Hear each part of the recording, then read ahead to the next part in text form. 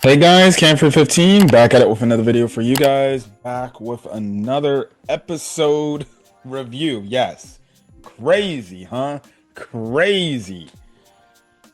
Back with another episode review of Oshi No Ko. Now, I bet you're wondering, Camford15, why are you just randomly dropping an episode review of Oshi No Ko on the channel? This is not an anime going on in the fall of anime 2025 as we're going off into 2026. Yes, I know. But then I realized, oh wait, season 3 for Oshi No Ko is actually coming right around the corner in January. And fun fact, Oshi No Ko is not going to be streaming on High Dive again. It's actually going to be streaming on Crunchyroll, which is insane. But I think I'll save that debate and that topic for my what I will watch for video, and you guys can get my thoughts on Crunchyroll and stuff like that acquiring High Dive or acquiring Oshi No Ko. Look, layman short story terms is look, it was insane for me to see and hear that, oh shit, Oshi No Ko is going on Crunchyroll, which means Crunchyroll must have paid a lot of money to get that license, which it's insane. And plus, it's a pretty big hit to High Dive. Now, I don't know what the previous seasons of Oshi No Ko will be on Crunchyroll as well. Or is it going to be like a TZ Master Takage-san situation where one season's on freaking High Dive, another season's on Crunchyroll, another season's on fucking Netflix, right? Because that's the problem with TZ Master Takage-san. If you want to see all 3 seasons, you got to go to you got to watch, you have to have 3 different streaming sites. Like, season 1 is on Crunchyroll, I believe. Season 2 is on, season 2 is on Netflix, and then season 3 in the movie is on High Dive for whatever reason. But don't ask me that whole thing. So I do have to wonder, is the first 2 seasons with the English dub are going to be on Crunchyroll when season 3 comes on? And then again, what is the dub situation going to be there? Are they going to just have a whole new cast? Are they just going to use the Sentai cast and just bring them on in to just do the recording lines and stuff like that? I would say, keep it the exact same thing. But I know there's a lot of people that don't like the English dub of Oshi No Ko for whatever reason. Now, as I'm reviewing these last few episodes of season 2, I am going back and watching the English dub of these shows. Now, again, like I said, I know when the dub first dropped, people did not like the English dub for Oshi No Ko. Look, I rewatched all of season 1 in the dub. I watched up until the last part where I left off, which is episode 7 in the dub. And honestly, I personally don't think the dub is as bad as people make it out to be, but people have their own opinions. I'm just still of the I'm always of the stance of this. If you don't like watching an English dub of an anime, don't watch it.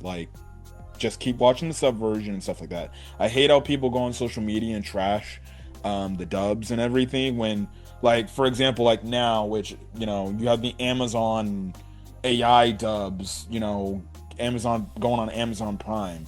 People are trashing that, but not to the degree where they see people trashing the actual working voice actors dubs. It's just the man. I think the most current one, dub that people are not liking or not too high on is the Flagrant Flower Blooms of Dignity. Now I have to go back and watch that show in the English dub, and I've only seen clips here and there.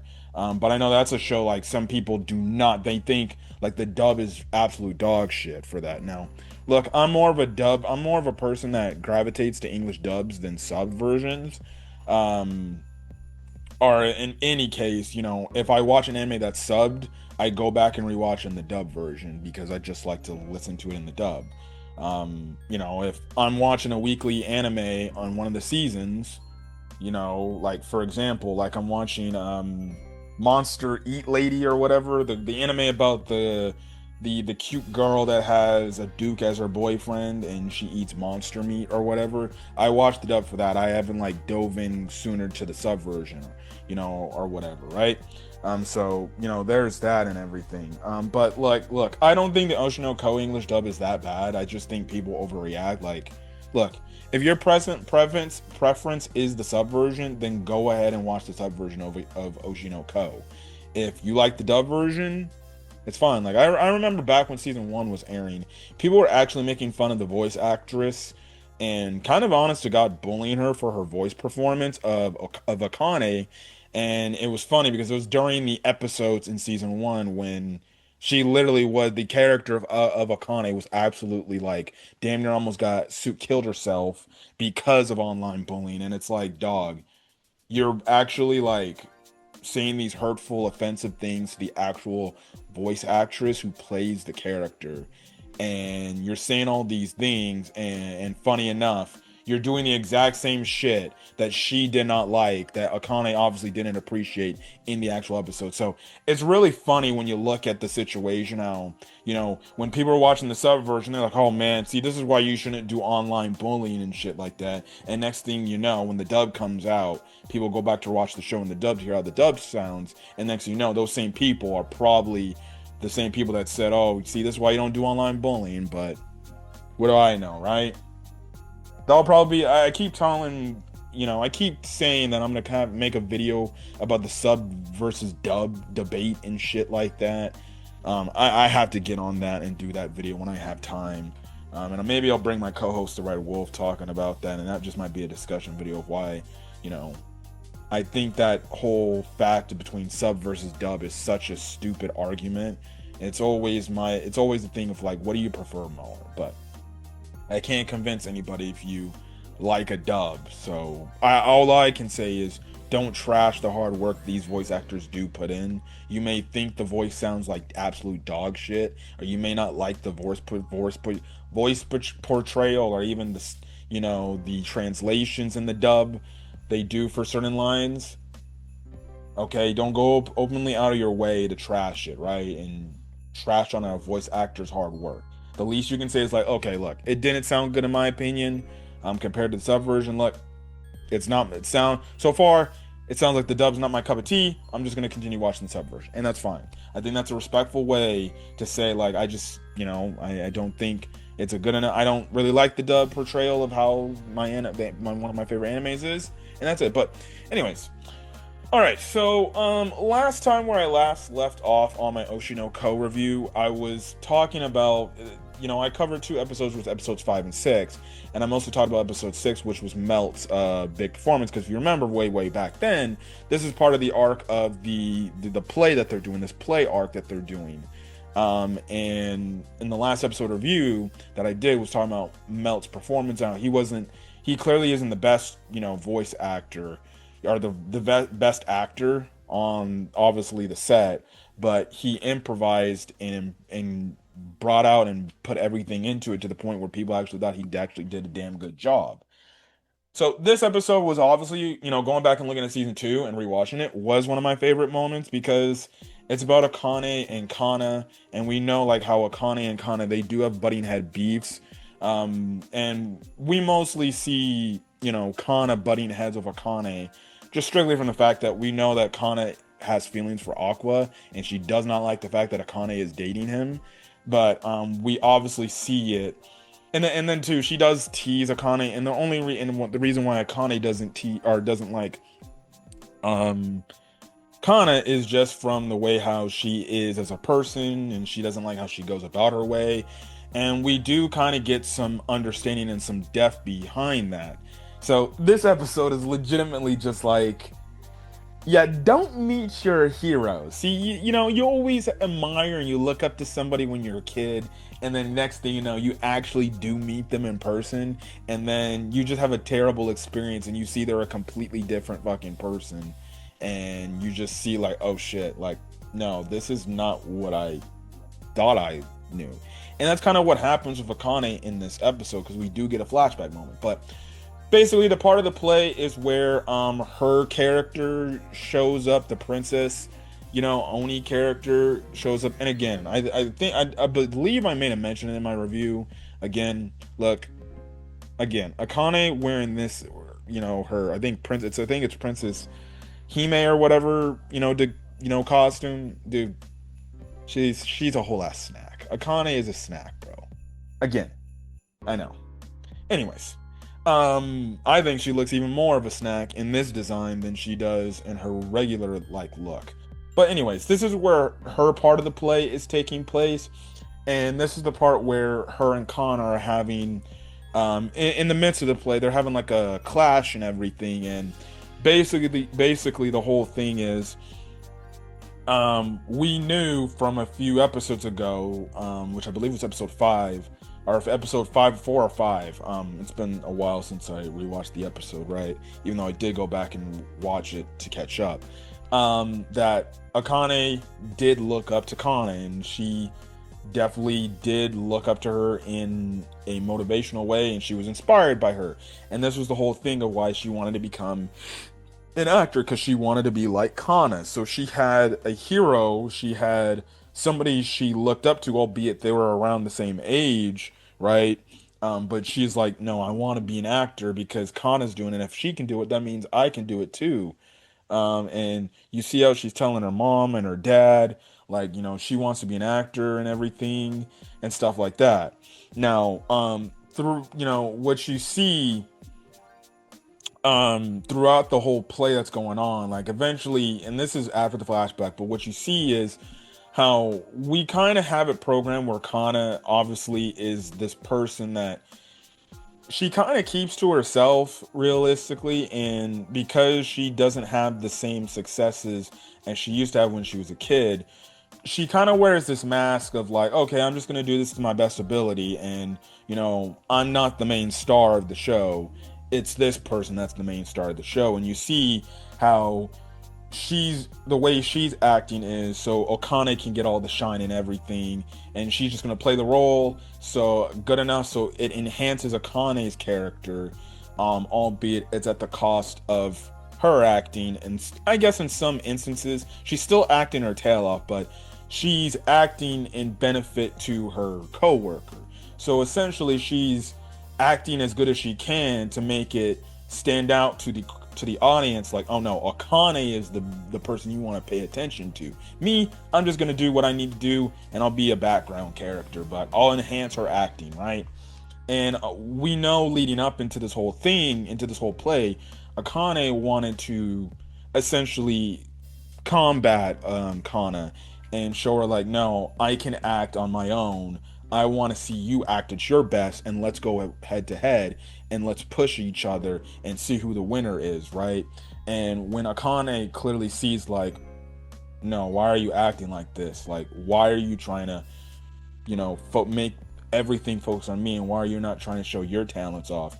And that's where we kind of get left off on the cliffhanger, especially when Aqua talks to her, like where he's like, yeah, Kana, she always gets in her stupid ways like that, huh? Well, I get you want to beat her, right? And obviously Kana's like, well, yeah. And she's like, well, I guess we're just going to have to bring out that side of Kana out together, right? And that's what leads into episode 8, right? Which I'll do a review on. But we do get the backstory of, how Kana met Akane.